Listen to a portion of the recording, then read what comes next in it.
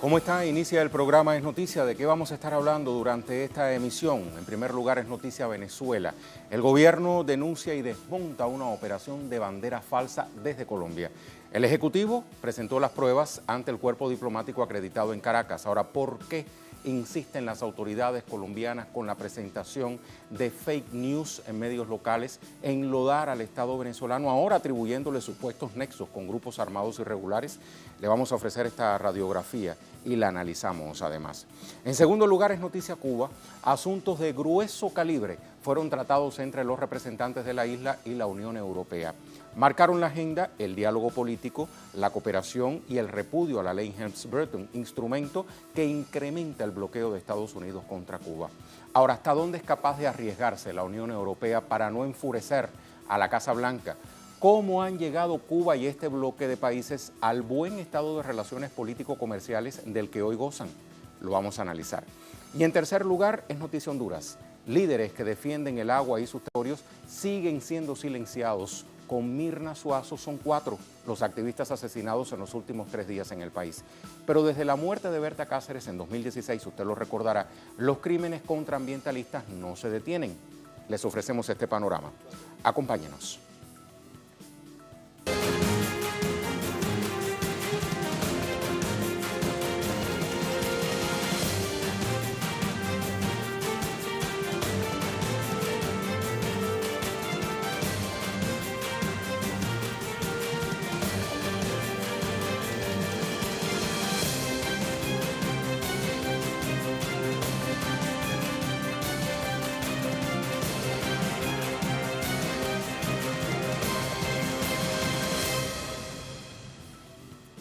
Se lo adelantábamos, es noticia Venezuela. Las autoridades de este país sumaron nuevas pruebas que dejan en evidencia la escalada de agresiones por parte de Colombia. El Ejecutivo desmontó las publicaciones falsas publicadas por la revista colombiana Semana sobre el supuesto apoyo del Ejecutivo bolivariano a grupos armados ilegales de Colombia en territorio venezolano. El ministro de Comunicación, Jorge Rodríguez, denunció con pruebas la trama mediática de Colombia contra Venezuela, ahora con la fabricación de noticias falsas que pretendían vincular al gobierno bolivariano con grupos armados irregulares del vecino país. Rodríguez afirmó que Colombia junto a Estados Unidos, como su principal aliado en la región, buscan crear nuevamente por medio de la mentira condiciones para una intervención armada en Venezuela. Las investigaciones relacionan al expresidente Álvaro Uribe Vélez como autor intelectual de promover falsos expedientes. La próxima vez búsquense a alguien que sepa forjar documentos. Uribe sabe, deberían buscarse Uribe. Todo lo que inventó de la llamada computadora de Raúl Reyes para poder justificar el ataque brutal que hizo en marzo de 2008 contra el territorio ecuatoriano. Y eso es lo que está persiguiendo Iván Duque, lacayo, subpresidente de Colombia, por orden de Álvaro Uribe. Álvaro Uribe lo está diciendo a los 4 vientos, que deben meterse en Venezuela, Colombia, el ejército colombiano, para poder tratar de desactivar a esos grupos. La publicación en cuestión pertenece a la revista colombiana Semana, que presentó las falsificaciones producto de una investigación periodística. El medio asegura haber tenido acceso a supuestos documentos de inteligencia que demostrarían cómo el ELN y las disidencias de las FARC serían instrumentos del gobierno de Venezuela para atacar a Colombia. El alto funcionario también desmintió el presunto vínculo entre la Fuerza Armada venezolana con grupos guerrilleros con Colombia. Son tan bárbaros, son tan predecibles, que ya sabíamos que venían con la instalación de un falso positivo. Primero un falso positivo mediático y psicológico, y luego un falso positivo de acción militar que están preparando. En los últimos 3 meses, aquí tengo la descripción de 42 búsquedas, intentos de que funcionarios y efectivos de nuestra Fuerza Armada Nacional Bolivariana colaboren con elementos del espionaje colombiano y del ejército colombiano para tratar de hacerse con los códigos y las tarjetas de nuestros aviones Sukhoi y todo lo correspondiente a nuestro proceso de defensa antiaérea. Un plan similar reveló el gobierno venezolano el pasado 31 de agosto que se planeaba desde la nación vecina. Varias instituciones públicas habrían sido el blanco de atentados con explosivos, pero afortunadamente los intentos de ataque fueron frustrados. Un ciudadano colombo-venezolano, identificado como Luis Ricardo Gómez Peñaranda, fue capturado por estos hechos y su testimonio fue clave en la investigación. Según las autoridades venezolanas, el gobierno colombiano ha retomado el hilo de la agresión y prioriza la guerra sobre la paz.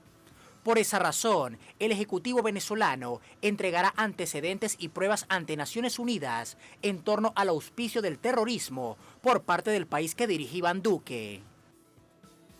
De esto último nos amplía Leonel Retamal desde nuestra sede central. Te saludo, Leonel, ¿cómo estás? Estuviste en la comparecencia en Cancillería con el cuerpo diplomático acreditado en el país y las acciones de las autoridades venezolanas no quedaron ahí. En las últimas horas fue activado el Consejo Nacional de la Defensa. Cuéntanos. Hola, Rey, ¿qué tal? Muy buenas tardes, te saludo y también a toda nuestra audiencia. Como señalas, luego de esta conferencia de prensa del ministro de Comunicación, Jorge Rodríguez, en que detallaba y desmenuzaba toda la trama de esta publicación, de este reportaje del semanario Semana, valga la redundancia, durante la tarde el ministro de Relaciones Exteriores, Jorge Arreaza, junto con el ministro de Comunicación, entregaron todos estos detalles ante el cuerpo diplomático acreditado en Venezuela. Estuvo presente Rusia, Cuba, Bolivia, en fin, un sinfín de países en una campaña, en una estrategia que ha desarrollado el gobierno venezolano de prevenir, de alertar tempranamente sobre lo que ha denunciado como un intento de generar falsos positivos. A esto se suma también lo que ya ha denunciado la semana pasada, viene haciendo desde la semana pasada el presidente Nicolás Maduro, y por motivo por el cual se decretó en la alerta Colombo-Venezolana, en la frontera Colombo-Venezolana, una alerta naranja para toda la Fuerza Armada Nacional Bolivariana. Esto significa un despliegue en el terreno, una preparación de todos los equipamientos armamentísticos y también de la fuerza humana, y que mañana encuentra una nueva etapa con el comienzo de ejercicios militares llamados Soberanía y Paz desde el 10 de septiembre hasta el 28.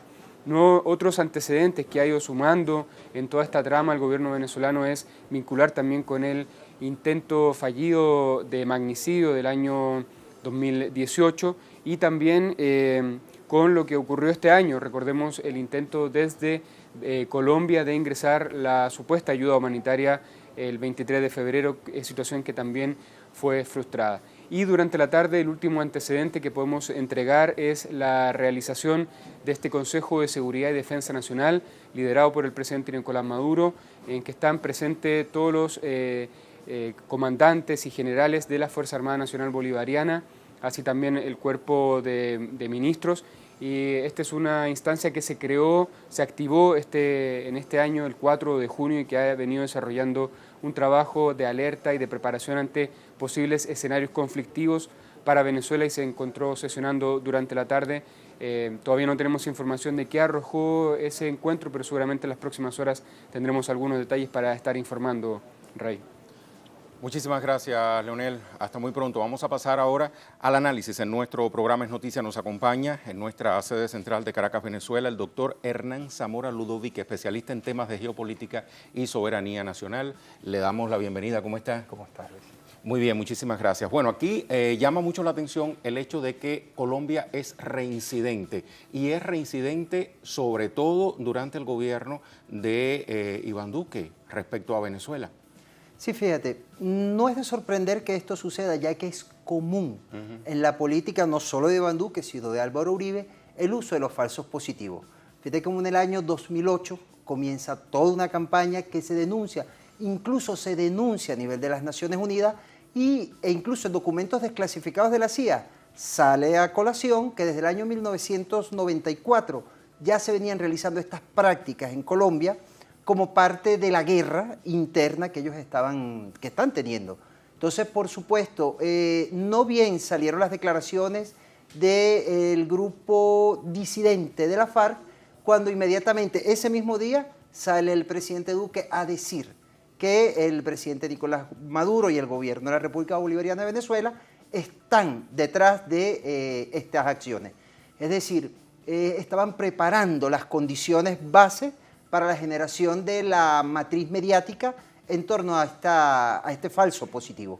Antes de seguir hablando sobre las bases que se han venido sentando para montar esta matriz, se me ocurre preguntarle algo. Hay criterios que consideran que esta disidencia de las FARC que se ha rearmado, quizá dicen, puede que sea de manera inconsciente, ojalá lo hagan de manera inconsciente, pero se están sirviendo en bandeja de plata ante la derecha colombiana para atacar a Venezuela, por ejemplo.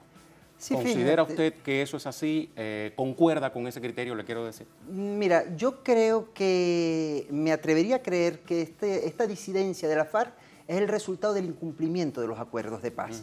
Y que ciertamente en el complejo político escenario colombiano, pues esta decisión de estos exguerrilleros de nuevamente incorporarse a la lucha armada sirve de base, de caldo de cultivo, para que la derecha colombiana y en general todas las organizaciones, todos los frentes que están contra el gobierno de la República Bolivariana de Venezuela consigan un frente común. De hecho, el objetivo de esta situación es colocar a Venezuela como un país que promueve y que protege y que facilita el terrorismo como acción, que digamos es lo que hace falta para poder justificar una invasión. Pero creo que esta decisión hay que ser muy respetuosos, dado que es una situación interna muy complicada, porque la violación incesante de los acuerdos de paz ha hecho que se tome esta decisión. Es decir, el día de hoy aparecían las noticias que habían asesinado a 2 guerrilleros de la FARC, y es una práctica recurrente. Por lo tanto, no es de extrañar que esta haya sido una respuesta casi natural a esta violación sistemática de los acuerdos. Es una situación interna que el gobierno de Colombia, a ojos vistas, intenta extraterritorializar, intenta, digamos que, desviar la atención del mundo sobre ese conflicto interno colombiano que, sobre los últimos acontecimientos, vemos que no está cerca de resolverse, centrándose en Venezuela ahora, ¿no? Claro, aprovechan el contexto geopolítico. Y entonces, ante una situación interna que les es difícil manejar, básicamente lo que hacen es desplazarla hacia su enemigo externo. ¿Les es difícil manejar o no les interesa manejar? Creo que no les interesa manejar, porque realmente el problema de la lucha armada en Colombia ha girado siempre en torno a la tierra. Y por supuesto, el tema de la tierra en Colombia no se ha resuelto. El latifundio no se ha resuelto, los terratenientes siguen siendo los grandes dueños del país, y por lo tanto, mientras eso no se resuelva, las condiciones que dieron origen y que siguen dando origen a este tipo de procesos políticos siguen vigentes. Pero claro, en este caso sirven de excusa para arreciar las agresiones hacia Venezuela. Y esto obviamente es una situación muy complicada, porque por un lado, del lado colombiano, responde a su propia perspectiva, pero del lado venezolano implica un espacio muy álgido en torno a ya las difíciles relaciones con el gobierno de Colombia, particularmente con el gobierno del señor Duque. Ahora, volviendo al tema del caldo de cultivo, ¿no? A cómo poco a poco se ha venido alimentando esta matriz de opinión. ¿Qué otros alimentos han pasado o han jugado su papel aquí?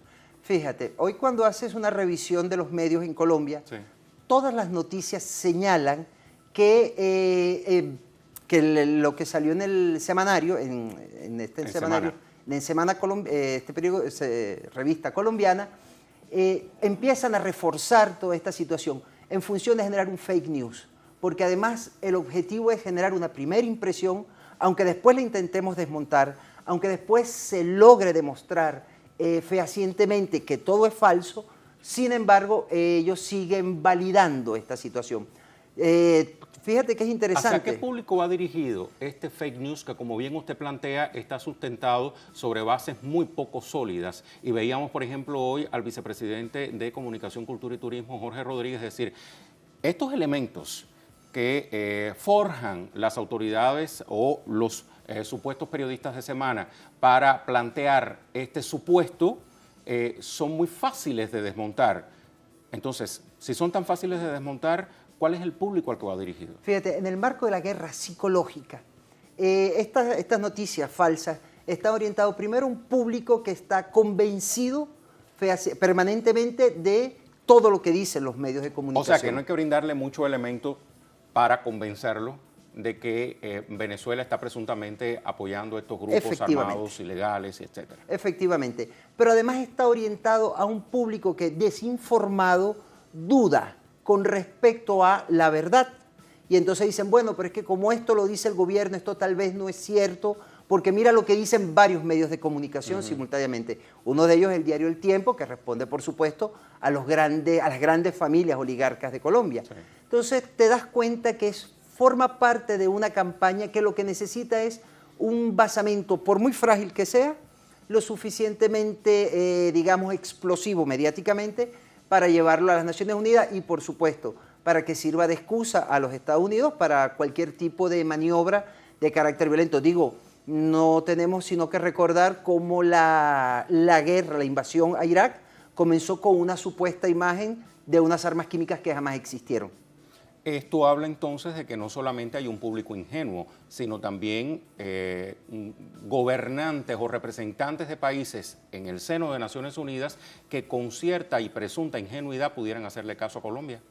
Mira, forma parte de los bloques de alianzas políticos que se han generado en torno a Venezuela. Tenemos el Grupo de Lima, pero como contraparte a ellos tenemos todo el grupo de los países no alineados que precisamente han surgido como contrapeso a despecho del deseo de los Estados Unidos de fomentar o de facilitar una situación de este tipo.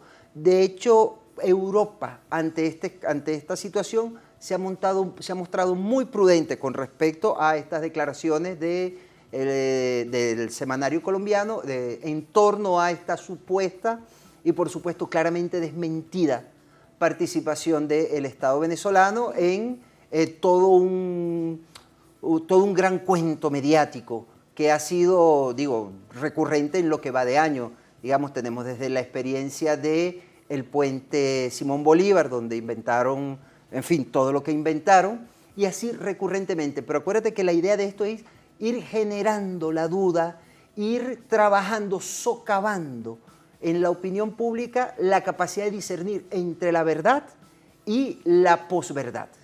Y en ese accionar, el propio vicepresidente Jorge Rodríguez denunciaba alianzas, para utilizar una de las palabras que usted estaba pronunciando recién, alianzas peligrosas, decía él, integradas por Pedro Carmona Estanga, Julio Borges, el coronel García Palomo, Cliver Alcalá, todos protegidos, decía, por autoridades colombianas y otros terroristas entrenados en territorio colombiano para perpetrar atentados contra la máxima autoridad del Estado venezolano. O sea que sigue habiendo personajes de la política venezolana, de origen venezolano, que ahora desde territorio colombiano se suman a esta campaña.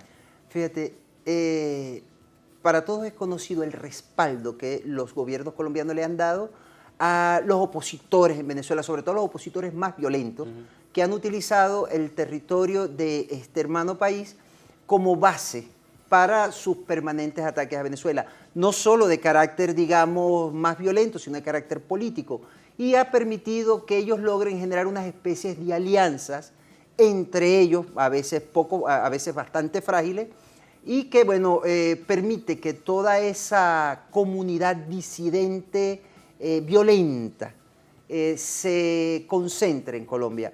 Creo que el paralelismo que pudiéramos tener con respecto a la historia latinoamericana es Miami con respecto a Cuba.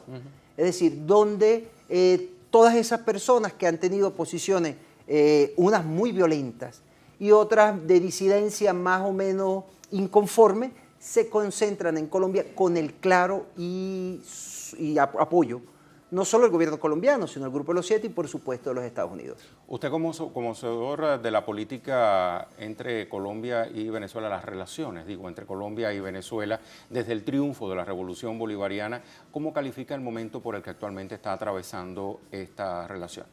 Fíjate, yo diría que este es tal vez el momento de mayor tensión. Es el momento donde el gobierno colombiano ha asumido unos niveles de beligerancia que ni siquiera en los tiempos del comandante Chávez y el Álvaro Uribe en Colombia se habían dado. Obviamente la Revolución Bolivariana se encuentra en un momento sitiada en un marco de una guerra no convencional y por supuesto cualquier estratega sabe que ante una plaza sitiada yo debo arreciar los ataques contra esta plaza, que es un poco lo que están haciendo contra nosotros. Sin embargo, el pueblo venezolano, que además es un pueblo amante de la paz y cuyo corazón es más un corazón de libertadores que de agresores, por supuesto rechaza permanentemente este tipo de acciones violentas e incluso, más bien siempre hemos tendido la mano, se le ha tendido la mano a los colombianos, que incluso los números de desplazados de guerra que se tienen aún están acá en Venezuela. Incluso números que manejaba la ACNUR de más de 300.000 desplazados solamente en la zona del Catatumbo.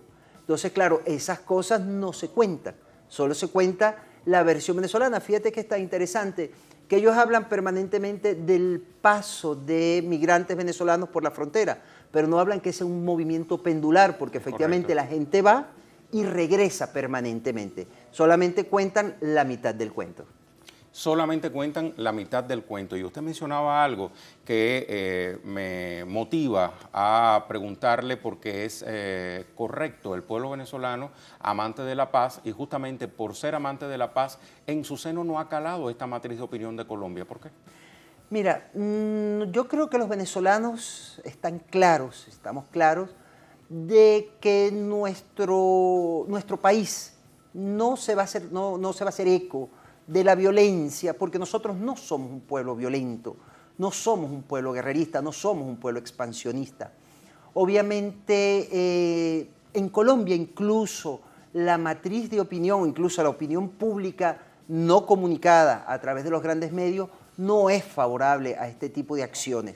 Entonces yo creo que finalmente la diplomacia de los pueblos debe imponerse sobre estas acciones violentas, que han sido claramente desmontadas, particularmente el día de hoy en las declaraciones del ministro Jorge Rodríguez, pero que tenemos que ser permanentes voceros de esta situación. ¿Cuál es el nivel de credibilidad que tiene el pueblo venezolano en los pronunciamientos del gobierno bolivariano a la hora de desmontar estas matrices? Creo que la respuesta está en la respuesta, valga la redundancia, del pueblo venezolano ante estas situaciones. Permanentemente han buscado situaciones que generen la violencia, que generen matrices de violencia, de disturbio, y sin embargo el pueblo venezolano ha mantenido la calma, ha sido capaz de reconocer que esa no es la ruta, que nuestra opción es la paz, y que es solamente la paz y a través de la paz entre los venezolanos que nosotros podremos salir avante de esta situación de guerra no convencional. Ahora muy brevemente, porque ya se me agota el tiempo, el próximo paso es la ONU. Sí, el próximo paso es la ONU, donde nuevamente habrá que dar la batalla, donde se podrá y se deberá desmontar nuevamente toda esta trama mediática muy bien hilada, muy bien armada por los grandes poderes mediáticos, por los grandes poderes hegemónicos de las comunicaciones, pero que estamos seguros que Venezuela nuevamente saldrá iriosa, contando con el apoyo y la solidaridad de la gran mayoría de los países del mundo que no comparten esta opción por parte de los Estados Unidos y sus aliados. Doctor, 1.000.000 de gracias por estas reflexiones para Telesur. El doctor Hernán Zamora Ludovic, especialista en temas de geopolítica y soberanía territorial.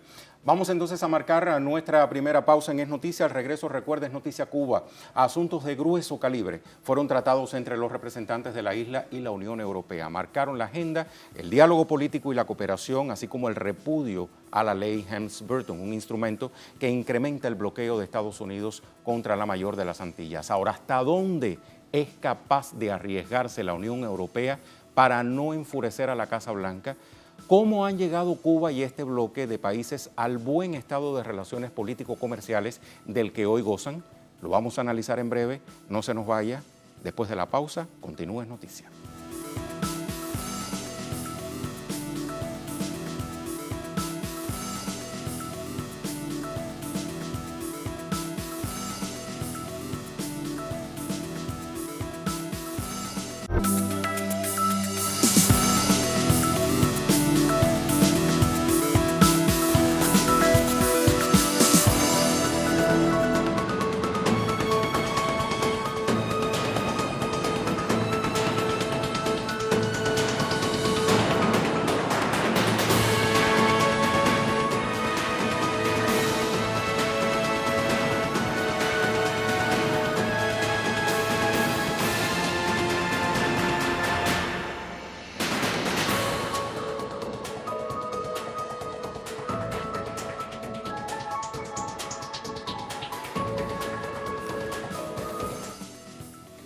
Es noticia Cuba, donde se desarrolló este lunes el segundo Consejo Conjunto con la Unión Europea, presidido por el canciller de ese país, Bruno Rodríguez, y la alta representante para Asuntos Exteriores y Política de Seguridad, Federica Mogherini.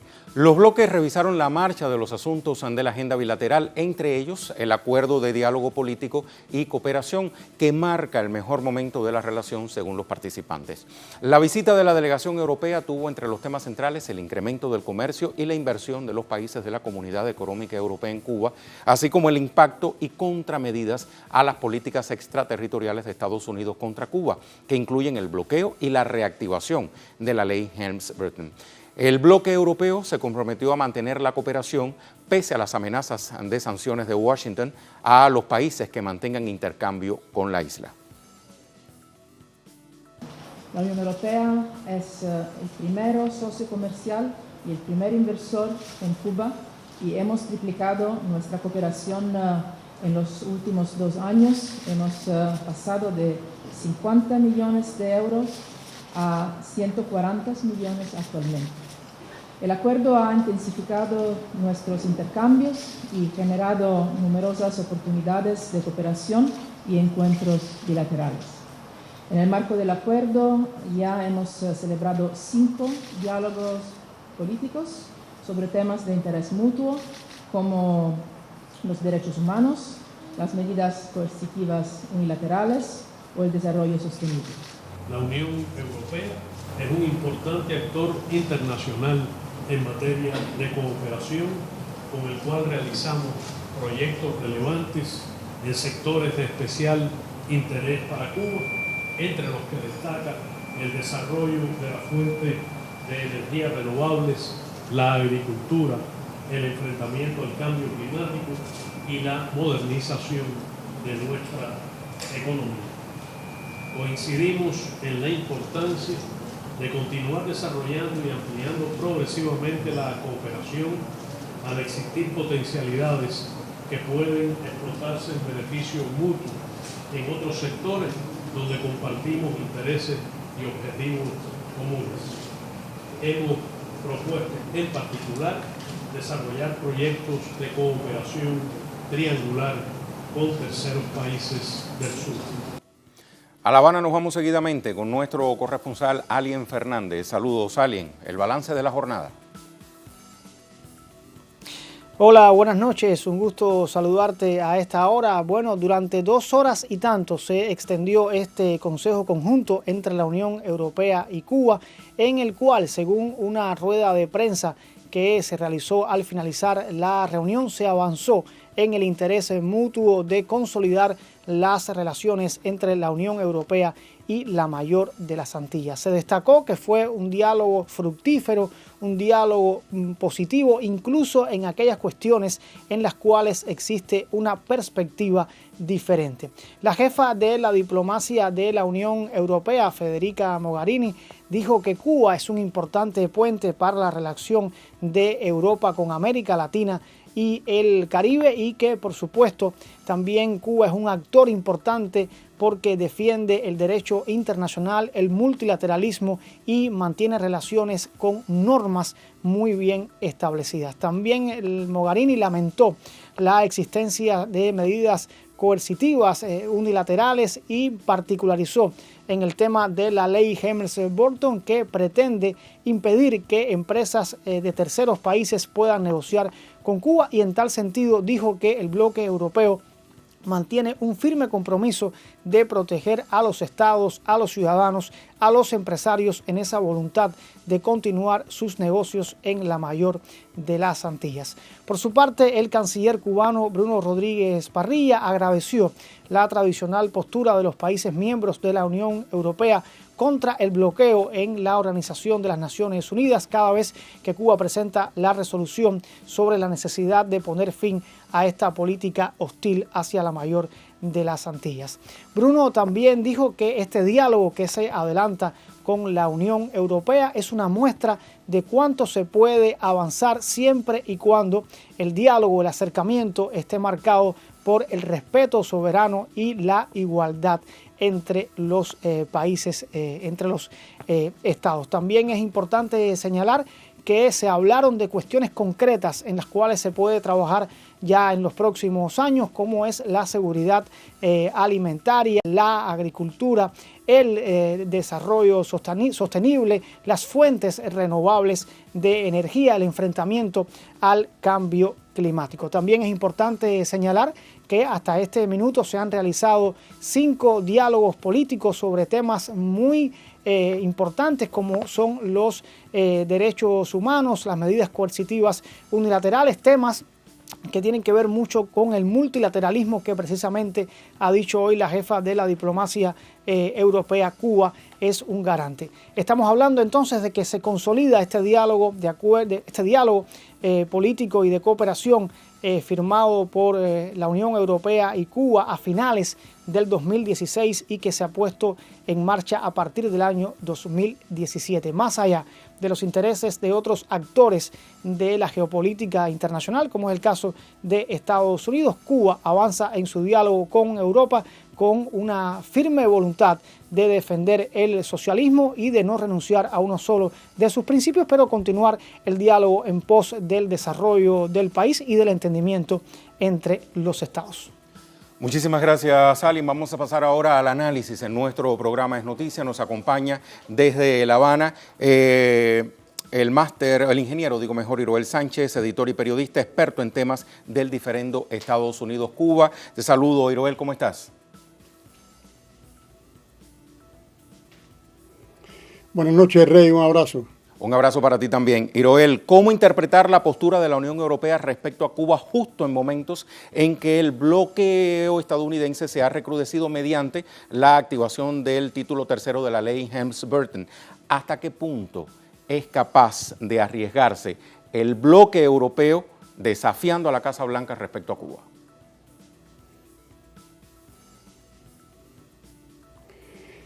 Creo que es una decisión, una postura coherente con el haber firmado ese acuerdo de diálogo político con Cuba, con el clima de colaboración entre ambas partes a la que la Unión Europea y Cuba se comprometieron, y en ese sentido es un desafío al incremento de la agresividad estadounidense. Es una postura que se atiene a los principios en que la Unión Europea dice que se basa su política exterior de respeto al derecho internacional y de respeto a los valores del multilateralismo, que son los que han permitido construir de alguna manera el mundo como ha llegado hasta aquí, con todos sus problemas, con todos sus conflictos, pero donde el diálogo hay un consenso en la mayoría de los estados que es la vía para resolver las diferencias, y bueno, eso en el caso de Cuba se ha logrado entender por ellos después de muchos años de incomprensión por la parte europea, después de muchos años de tratar de imponer a Cuba un grupo de condicionamientos. Bueno, se llegó hace pocos años al convencimiento de que esa no era la vía de relacionarse con el país y de poder representar los intereses de sus estados y poder aprovechar las oportunidades que Cuba representa, tanto desde el punto de vista económico como también en otros espacios como la cultura, como incluso la colaboración en terceros países, donde Cuba es un país sobre todo muy influyente en el tercer mundo y en particular en América Latina, y son oportunidades que la Unión Europea ha visto en Cuba frente al clima de confrontación que hubo en determinado momento y que es el que el gobierno de Estados Unidos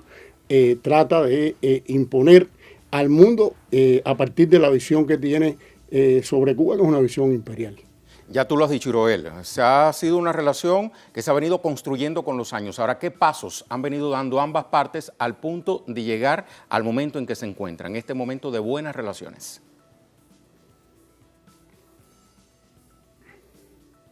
Bueno, hubo un proceso de diálogo continuo, de acercamiento de posiciones, de negociación, en los últimos años incluso de diálogos en aspectos concretos, en los que existen diferencias entre ambos países, sobre derechos humanos, sobre control de armas, sobre la colaboración económica, sobre la colaboración cultural, y ahí se han encontrado, no en todos los casos, puntos comunes, pero desde perspectivas distintas, como decía hoy Federica Mogherini, han permitido en un clima de respeto y de igualdad, que ha sido algo en lo que Cuba ha insistido, se han encontrado espacios para conversar sobre esas diferencias y encontrar aquellos puntos en los que ambas partes pueden avanzar en una relación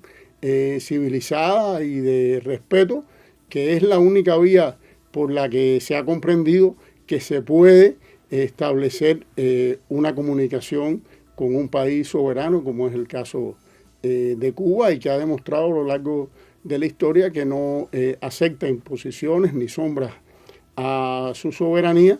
Y yo creo que también es un ejemplo de cómo con Cuba se puede conversar de cualquier tema, no está opuesta a ningún tema, a evaluar ningún asunto, siempre que sea entre iguales y desde el respeto mutuo.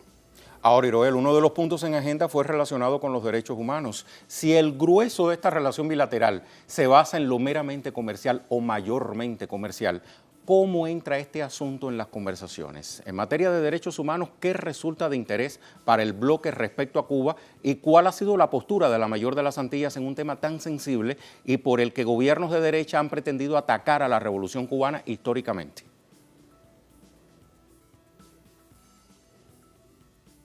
Bueno, Cuba tiene una conducta y tiene un discurso y tiene una coherencia en los derechos humanos. Cuando se juzga a Cuba, se juzga muchas veces desde la ignorancia, de desconocer sus leyes, de desconocer la práctica que el gobierno revolucionario ha tenido en el respeto a la integridad de sus ciudadanos, en el cultivo de las realizaciones que en muchos lugares son solo aspiraciones, y los derechos sociales, pero también políticos y civiles de que gozan los cubanos y que acaban de ser incluso ampliados con una nueva constitución. Cuba puede exponer eso, el que tenga cuestionamiento sobre eso debería leerse la constitución que acabamos de votar los ciudadanos, pero Cuba también tiene sus preocupaciones a nivel internacional, cómo se tratan los inmigrantes en determinados países que quieren dictar cátedra al mundo sobre estos asuntos, cómo es el tratamiento de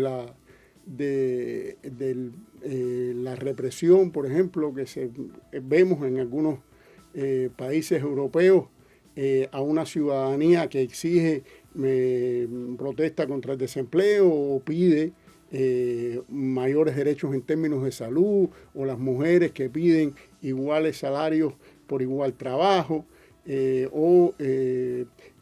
muchas cosas que no tienen hoy un tratamiento desde el punto de vista de las instituciones, que deberían evitar que eso termine en golpes, en gases, en balas a veces en muchos lugares, sino que haya en el propio funcionamiento armónico de la sociedad un espacio para que los ciudadanos puedan ejercer sus diferencias y puedan, en un diálogo con sus instituciones, construir un consenso.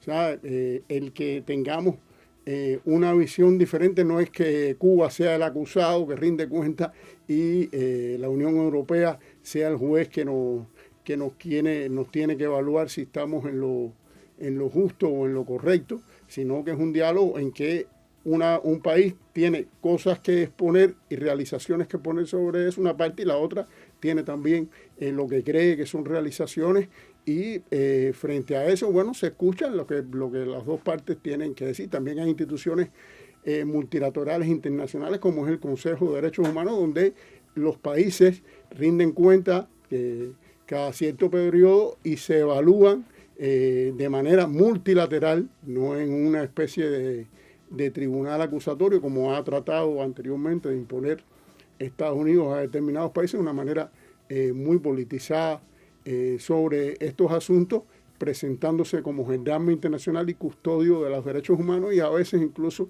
la Unión Europea los ha acompañado en un papel de gendarme. Lo hemos visto así, por ejemplo, fue el caso de Libia, en algún momento también en otras regiones del Oriente Medio. Creo que hoy, viendo lo amarga que han sido esas experiencias, venimos como de regreso de todo eso y ha habido algunos aprendizajes y una manera más inteligente y pudiéramos decir también más abierta de acercarse a estos fenómenos y con respeto a un país que, como decía antes, ha tratado de tener su propia experiencia y por ese camino ha conquistado muchos derechos para su pueblo que en otro lugar son quimeras.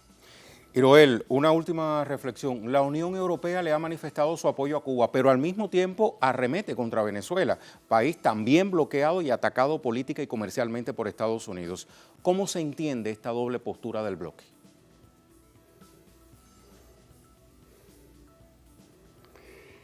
A ver, como te decía, Rey, esta postura o este clima de colaboración entre la Unión Europea y Cuba no se ha logrado un día para otro. Ha sido un proceso de aprendizaje para la Unión Europea de también aprender que solo el diálogo, solo el respeto pueden lograr un acercamiento y un entendimiento entre las partes. Realmente en el caso de Venezuela, la Unión Europea tristemente ha secundado las políticas de cerco y las demonizaciones del gobierno de los Estados Unidos. No pocos países europeos se lanzaron a reconocer la farsa que Estados Unidos construyó a través de un llamado presidente encargado, autoproclamado y sin ninguna legitimidad. Eso fue en enero, han transcurrido ya de eso casi 8 meses y el resultado está a la vista. Es un fracaso total y Cuba, se dijo que se había conversado sobre Venezuela. Cuba ha sido explícita en su postura, no la ha variado un milímetro y yo creo que no solo porque lo diga Cuba, sino porque ahí están los hechos. El gobierno venezolano ha resistido esta mentira de manera exitosa. Cada vez se habla menos y cada vez es más absurdo el papel. Hasta los propios voceros de los Estados Unidos, el gobierno norteamericano, han reconocido las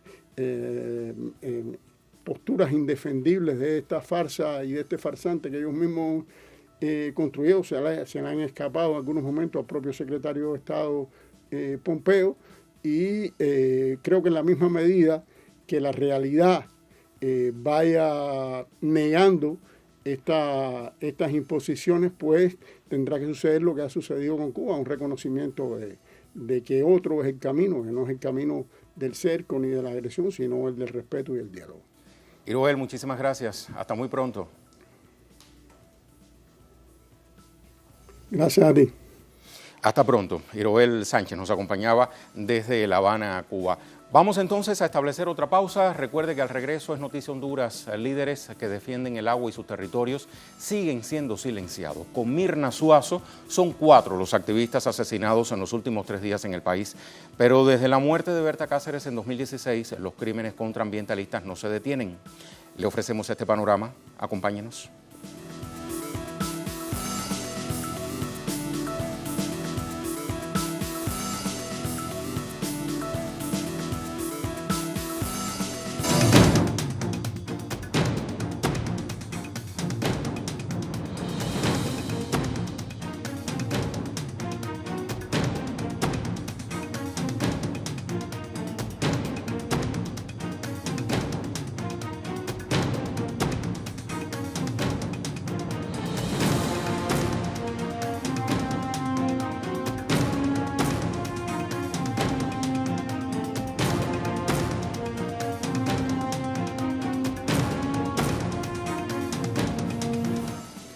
Es noticia Honduras. El asesinato del activista social Mirna Suazo se convierte en el tercero que se registra contra la comunidad étnica garífuna en menos de una semana. Los crímenes recuerdan los peligros a los que particularmente se enfrentan los líderes sociales y ambientalistas en el país centroamericano.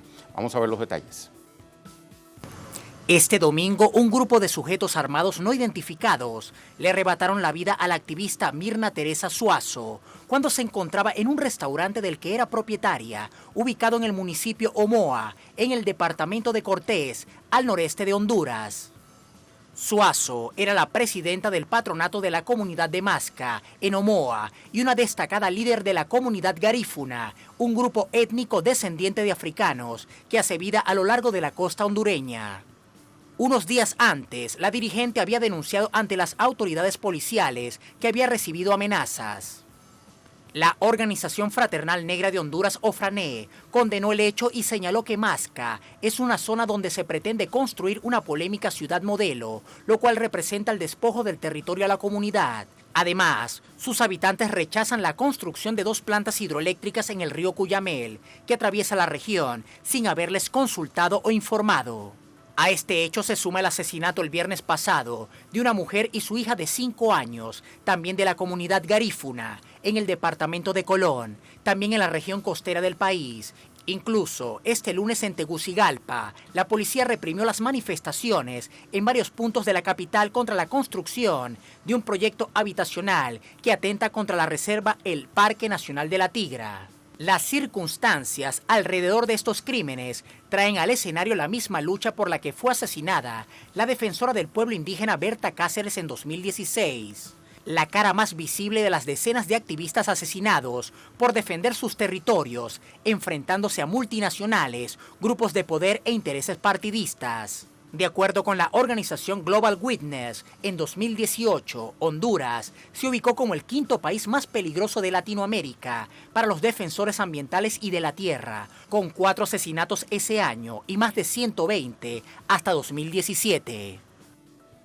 Vamos al análisis desde Tegucigalpa. Nos acompaña Gilberto Ríos Munguía, dirigente nacional del Partido Libertad y Refundación Libre, miembro además de las Izquierdas Socialistas de Honduras y secretario general de la organización política Los Necios. Bienvenido. ¿A quién o a qué intereses incomodaba Mirna Suazo? Bueno, buenas noches, Rey. Un saludo siempre para todo el auditorio de Telesur. Agradecido por la entrevista. Bueno, Mirna Suazo, como dirigente de las comunidades garífunas, encarna un peligro para los intereses de aquellos que están queriendo implantar en la zona de los territorios indígenas y garífunas, en este caso, que son costeros, proyectos turísticos, ¿verdad? Que efectivamente solo traen beneficios pues para las cadenas transnacionales que asientan ahí sus proyectos, pero de ninguna manera para las comunidades. El asedio a las poblaciones indígenas es un fenómeno mundial, ya que ellas son las que viven justamente en las ciudades, en las zonas de resguardo de reservas ambientales, como ha pasado recientemente en el caso de la Amazonía, y también vemos cómo el fenómeno es una característica ahora mismo mundial del capitalismo, por lo que estuvo pasando también en ese mismo momento del Amazonas en el centro-sur de África, y bueno, que ha estado pasando también en otras regiones del mundo. No hay un interés del capitalismo por la preservación o el rescate del medio ambiente, sino al contrario, es un ánimo de penetrar en todas aquellas zonas que han sido resguardadas por las comunidades indígenas, y también porque la falta de desarrollo que han habido en esos lugares no ha permitido, digamos, que el capitalismo deprede de otra manera. Entonces, en este caso de este asesinato de la compañera Mirna Suazo, se trata de intimidar toda fuerza, toda forma de organización popular que muestre algún nivel de resistencia para los lugares donde se quieren hacer inversiones turísticas de cadenas internacionales. Esto que me acabo de decir me da pie a la siguiente pregunta, porque hablamos de una región del país históricamente olvidada por el Estado. Ahora, ¿qué hay en ella en este minuto para que se genere tal nivel de violencia contra los ambientalistas? Bueno, en ella hay 2 cosas y es importante tenerlas en cuenta. La primera, una fuerte presencia del, digamos, el corredor del narcotráfico que pasa desde Colombia y que pasa por Honduras hacia México y luego hacia Estados Unidos. Eso es importante decirlo porque ahí hay un capital que está mezclado, digamos, con el tema narcotráfico. Y por otra, que no sabemos qué tan diferentes son son los intereses y los capitales de industrias turísticas que necesitan de esas zonas, que prácticamente son zonas vírgenes, digamos, no hay más que las poblaciones que han vivido ahí toda su vida, y que son bellas las playas, bellas los parajes, y la naturaleza está relativamente intacta, justamente cuidado por esas comunidades garífunas en este caso, pero que son, bueno, de una belleza excelsa, y que justamente para el capital lo que puede tener la belleza natural solamente es, digamos, esa perspectiva de la ganancia económica para hacer turismo. Pero también en esa zona ya hay construcciones, digamos, en lo que es el litoral caribe de Honduras, ya hay construcciones de proyectos para jubilados de países extranjeros, sobre todo norteamericanos, por supuesto, que vienen a pasar sus días de jubilación, ya sus últimos días a nuestros países, porque son zonas de mucha belleza. Esto tiene que ver también con las llamadas ciudades modelo, ciudades que han sido un proyecto del presidente Juan Orlando Hernández. ¿Qué hay detrás de estos proyectos y cómo se vinculan con el asesinato de estos líderes? Bueno, también es importante señalar que Honduras, como laboratorio de neoliberalismo después del golpe de Estado, se ha planteado el tema de las ciudades modelo. Honestamente sí se han concesionado un montón de territorios del país, pero se han echado a andar pocos proyectos como estos.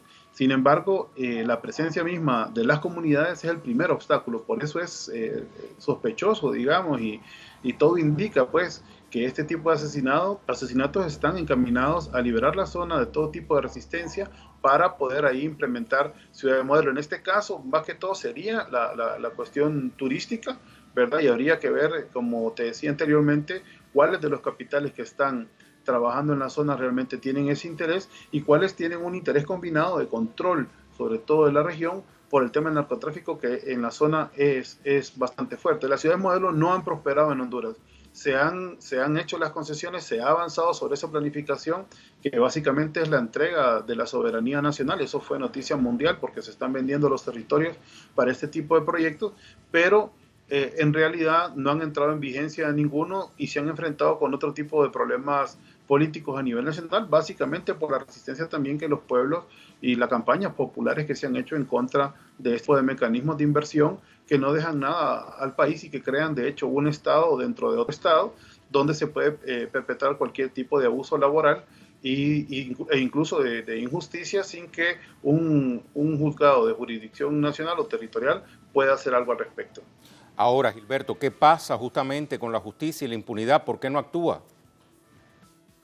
Bueno, hay una colusión muy clara, ¿verdad?, de los tres, poderes del Estado, tanto el Ejecutivo como la mayoría del Legislativo, donde nuestro partido tiene una bancada que es la cuarta parte de la representación, pero los partidos tradicionales y las fuerzas políticas que representan a los intereses de la élite han estado siempre en función de defender esos intereses de la oligarquía hondureña. No hay un fallo de la Corte Suprema de Justicia, no hay una acción de un tribunal particular que sea para atacar los intereses de las mineras, de las inversiones extranjeras que se dan con estas características. Al contrario, todo ha sido para defenderlos. De hecho, ahora mismo, y esto quiero que lo resaltemos, ¿verdad?, porque es muy importante, a 7 defensores de un río justamente en esa zona del litoral Caribe, donde hay proyectos mineros, han sido criminalizados, ¿verdad? Y ahora mismo están presos y están presos en cárceles de máxima seguridad, al igual que hicieron con aquellos que protestaron contra el fraude electoral del 2017. Es decir, hay una criminalización tan severa de la protesta pública que en realidad estamos llegando a un extremo. Pues yo sinceramente no conozco un precedente. Bueno, sí hay asesinatos políticos, pero en cuanto a la criminalización por la vía judicial, yo creo que estamos rompiendo récord. En el caso de ellos, digamos, el tipo penal que se les imputa tiene que ver con asociación ilícita, y es porque la comunidad se organizó para defenderse de la minera, que no pasó por un proceso de socialización y aprobación como indica la ley, sino que fue implantada a través de acuerdos con el alcalde de la región y también con esas, inversiones, y de repente llegó a la comunidad y empezó a contaminar el agua, y cuando la población se alzó para defenderla, pues fueron criminalizados. Y así está funcionando el sistema judicial en el país. Justamente la semana pasada hacíamos un foro de eso, y también vemos cómo la ley se está modificando para que no haya resistencia de las comunidades a la implementación de este tipo de proyectos que son agresivos, tanto con los recursos naturales como con las propias comunidades. Una escalada de violencia que se ha venido acrecentando desde el asesinato a Berta Cáceres. Gilberto, ¿cómo entenderlo? ¿Fue por el ejemplo de Berta de luchar transmitido a otros? Sí, bueno, el ejemplo, lo de Berta es un asesinato desde el punto de vista de la oligarquía, un asesinato ejemplificante. Se encuentra completamente en la impunidad.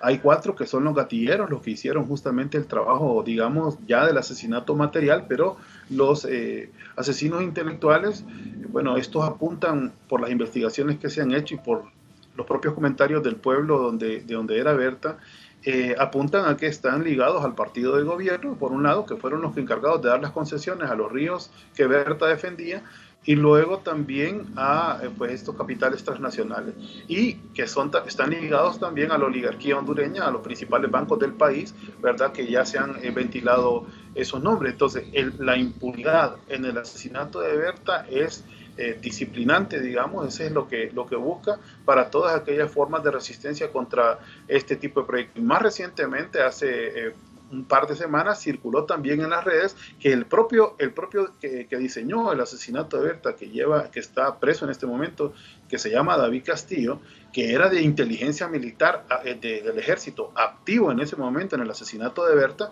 tiene una casa, una propiedad en Estados Unidos, en la Florida, de $1,5 millones. Es decir, ¿cómo vemos nosotros que los intereses y también las leyes y otros factores de poder internacional influyen para que este asesinato no se esclarezca y no llegue a término pues nunca la justicia? Y en el país eso da un ejemplo pues para todos los demás que se quieran alzar contra este tipo de proyectos, pero los pueblos, y en eso yo pienso que hay que dar un gran aplauso para lo que ha pasado hoy en Tegucigalpa. Había manifestaciones en varios lugares que fueron brutalmente reprimidas, pero la gente no le puedes quitar el agua. Ya sin agua en realidad no hay manera de vivir. Entonces las reacciones son también naturales, algo dispersas, digamos. Si estuvieran coordinadas tendrían un poco más de efecto, pero eso justamente delata la naturaleza de este tipo de agresiones que han sido, ¿verdad?, contra toda la población. Entonces tenemos un panorama bastante negativo en el país, pero a la par de eso tenemos una conciencia ciudadana ambiental que está creciendo, y en el caso nuestro como Partido Libertario de Fundación, cada vez más sectores propugnando el ecosocialismo, que debe ser sin duda un reto de todos los socialistas en el mundo, el hecho de plantearse nuestra relación con la naturaleza de otro modo, combatir el consumismo, combatir la lógica del productivismo que le hace tanto daño a la naturaleza y que sin duda no satisface las necesidades humanas más importantes, que son las necesidades espirituales, las de vivir en comunidad y las de preservar nuestro medio ambiente. Así como hemos dicho en otras ocasiones que sin feminismo no hay socialismo, pues así tenemos que decir ahora que sin ecosocialismo no habrá planeta y no habrá proyecto social que nosotros podamos sostener. La evidencia está justamente en los incendios que vienen arrasando parte de la Amazonía. Gilberto, muchísimas gracias por estas palabras para Telesur. Hasta la próxima. Gracias, Rey. Buenas noches. Muy buenas noches. Despedimos entonces nuestro programa Es Noticia, no sin antes presentarle otro hecho del cual se hizo eco el acontecer periodístico de esta jornada. A usted muchísimas gracias. Hasta la próxima.